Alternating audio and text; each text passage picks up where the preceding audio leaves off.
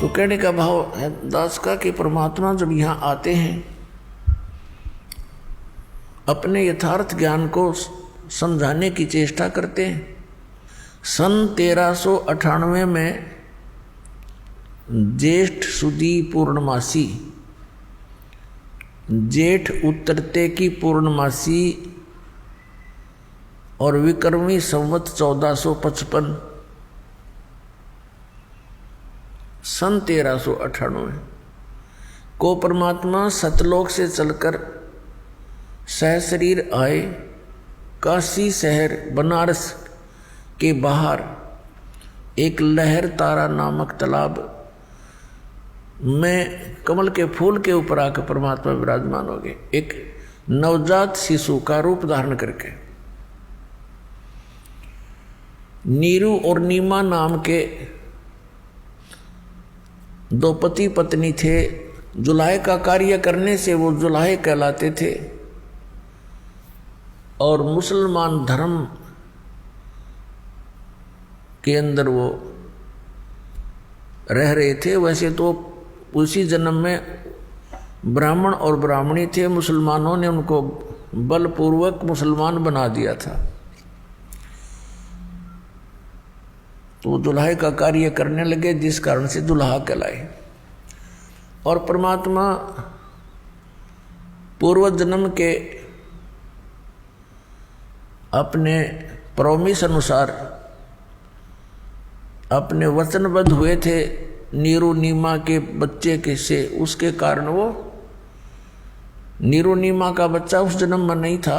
जैसे द्वापर के अंदर एक सुदर्शन नाम का भगत था, उसने परमात्मा को ढंग से जाना था।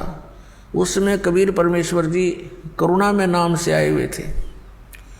तो सुदर्शन जी के माता पिता थे यही आत्मा जो नीरू और नीमा बनी अगले जन्मों में। तब सुदर्शन जी ने प्रार्थना की थी, परमात्मा मेरे माता पिता ने बड़ी भारी गलती कर दी, आपके ज्ञान को स्वीकार नहीं किया। अब वो ना जाने किन किन योनियों में कष्ट उठावेंगे। परमात्मा आप दया करियो, किसी जन्म में अपने बच्चों को शरण में लेना। परमात्मा उसी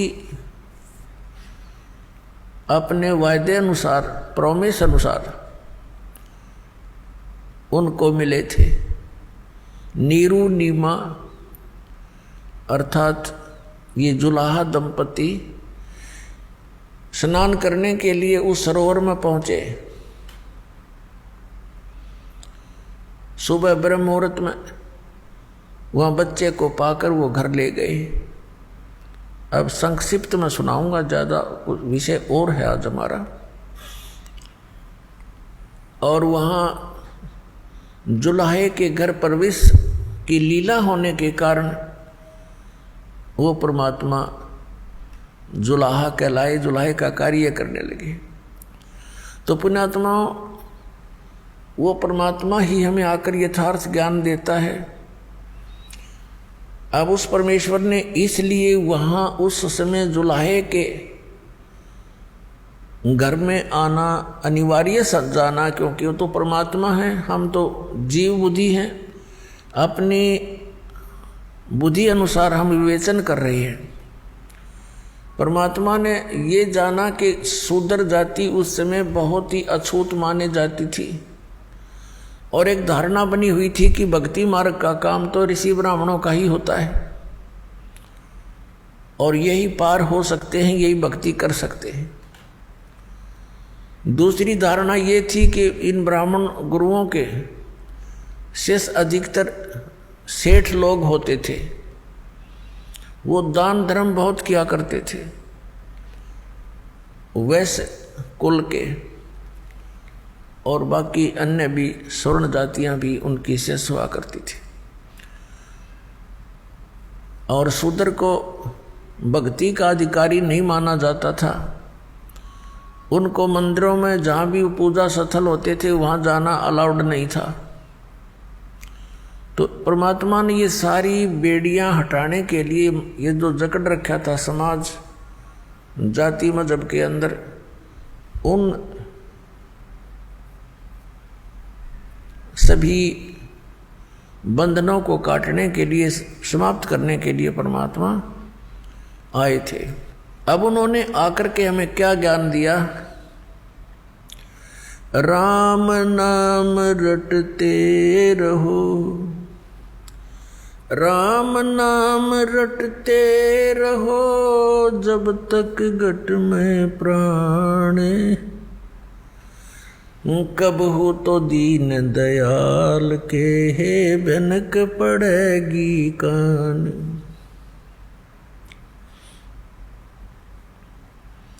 मानुष जन्म पाए कर जो नहीं रटे हरि नाम,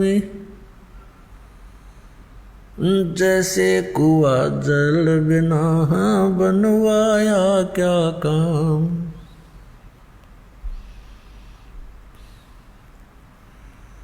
कबीर हरि की भक्ति करो, तज विसियाँ रस चोज,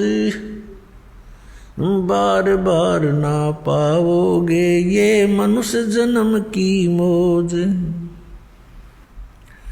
मानुष जन्म दुर्लभ है ये मिलन बारंबार, जैसे तरवर से पत्ता टूट गिरे वो बहोर न लगता डार। साथी हमारे चले गए हम भी चालन हारे, कोई कागज में बाकी रह रही ताते लगी है वारो।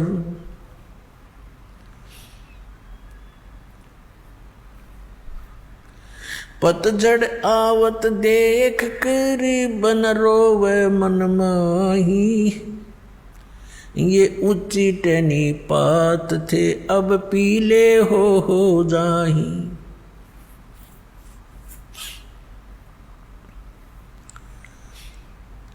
पात झड़नता यूं कहे सुन बई तरवर राय, अब के बिछुड़े नहीं मिले न जाने कहाँ गिरांगे जाए।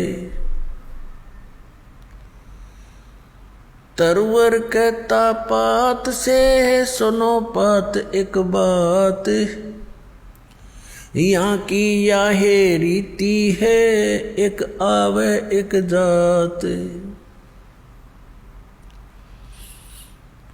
अब परमात्मा ने कितना मार्मिक तरीके से इस भोली आत्मा जो काल की भांग पिए पड़ी है,